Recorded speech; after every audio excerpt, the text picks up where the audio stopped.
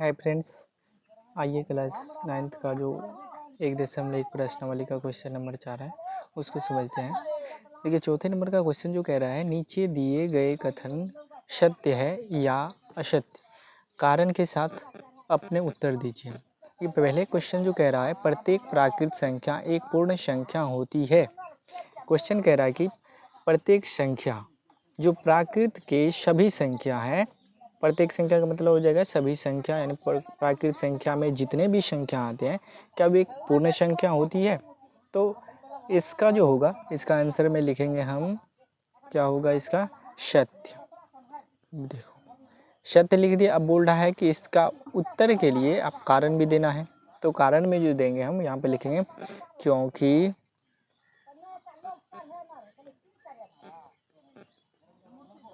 पूर्ण संख्याओं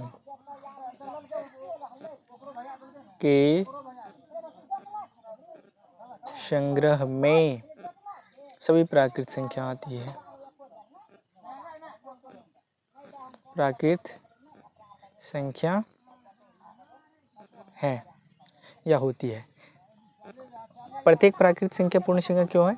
क्योंकि पूर्ण संख्या जो होता है वो प्राकृत संख्या के पूर्ण संख्याओं के संग्रह में सभी आ जाते हैं। तो इसलिए ये जो है, जितने भी प्राकृत संख्या होते हैं वो सभी पूर्ण संख्या हो जाएगा।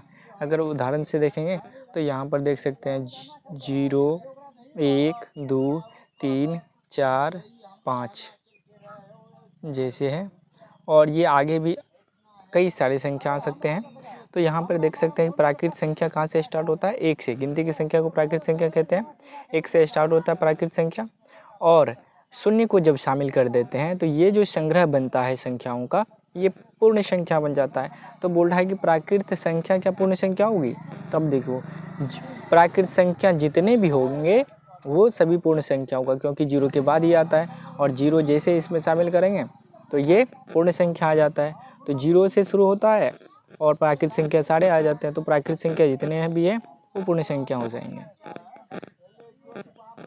दूसरी क्वेश्चन देखते हैं, प्रत्येक पूर्णांक एक पूर्ण संख्या होती है। तो इसका आंसर जो देना है, इसका देना है असत्य,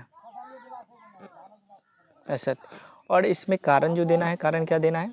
अब यहाँ पर क्या बता दिया है कि प्रत्येक पूर्णांक एक पूर्ण संख्या होती है, प्रत्येक पूर्णांक। अब देखिए, पूर्णांक संख्या क्या होता है। पूर्णांक संख्या जो होता है वो धनात्मक और ऋणात्मक संख्या के संग्रह को कहते हैं पूर्णांक संख्या, यानी कि जिसका अंक जो होगा पूर्ण होगा। और ये इसमें बोल रहा है कि प्रत्येक पूर्णांक पूर्ण संख्या होगा कि नहीं होगा। और पूर्णांक के बारे में जानते हैं कि जितने भी ऋणात्मक संख्या हो जाएगा, ऋणात्मक माने जिसमें घटाव का चिन्ह लगा होगा, जैसे 2 हो गया, -3 हो गया, ये सारे।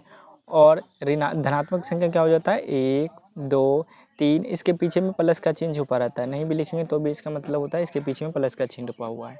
तो पूर्णांक संख्या किसको कहते हैं, धनात्मक और ऋणात्मक संख्या के संग्रह को। और प्रत्येक पूर्णांक एक पूर्ण संख्या नहीं होगा, क्योंकि इनमें जो है दोनों संख्या आते हैं और पूर्णांक में सिर्फ धनात्मक संख्या आते हैं। तो इसलिए लिखेंगे, इसमें उदाहरण दे देंगे। ये उदाहरण, -2 पूर्ण संख्या नहीं है, नहीं है,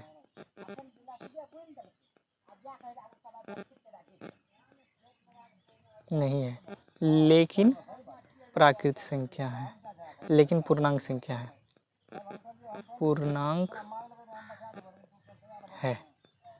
ठीक है, यहाँ पर देख लिया हमने यहाँ पर कि -2 जो है एक पूर्णांक संख्या है, लेकिन ये पूर्णांक नहीं है, सॉरी, ये पूर्ण संख्या नहीं है। समझे।